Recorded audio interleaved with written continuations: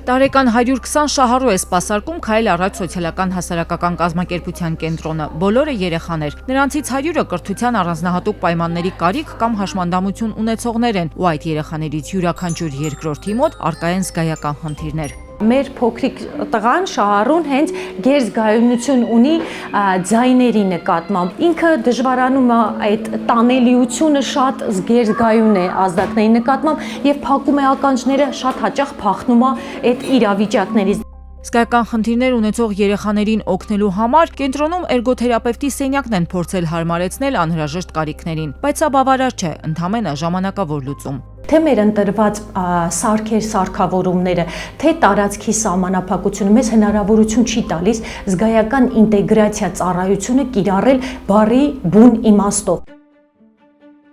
Պատկերը շուտով կփոխվի ու կենտրոնը միջազգային չափանիշներին համապատասխան զգայական ինտեգրման սենսորային սենյակ կունենա Viva-ի աջակցության շնորհիվ։ Նոր եւ այլընտրանքային տեխնոլոգիաները մարդկության կարիքներին ծառայեցնելը շարունակում է կարևոր տեղ զբաղեցնել Viva-ի կորպորատիվ սոցիալական պատասխանատվության ծրագրերում։ Արդյունքում Viva-ի եւ Քայլ առաջի միջև նոր համագործակցության սկիզբ է դրվել հանուն այս երեխաների։ Զգայական սենյակ ունենալը մեզ համար դա եղել է երազանք, որովհետև մենք բոլորս հասկանում ենք, քաջ գիտակցում ենք, որ վերականգնողական թերապիաների շղթան ամբողջականացնելու ու ունենալ որակյալ թերապիաներ անհնար է առանց զգայական սենյակ ունենալու եւ շատ երջանիկ ենք, որ Viva-ն մեծ ուշադրություն է դարձրել այս խնդրին եւ ընդառաջ է գնացել մեր այս խնդրանքին եւ Viva-ի աջակցությամբ մենք հնարավորություն ենք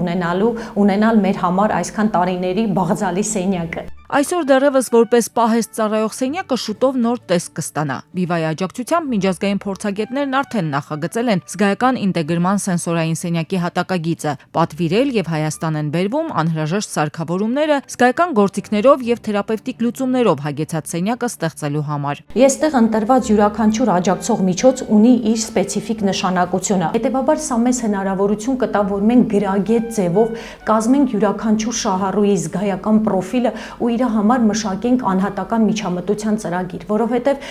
գլոբալ առումով զգայական խնդիրները շատ մեծ դերակատարում ունեն աուտիզմ ունեցող անձանց կյանքում։ Viva-ի եւ նոր ու այլընտրանքային տեխնոլոգիաների շնորհիվ այս կենտրոնի շահառու երեխաների կյանքի որակը շուտով կփոխվի։ Viva-ն երեխաներին իրենց խնդիրների հետ միայնակ չի թողնում։ Աննա Գրիգորյան, այսօր։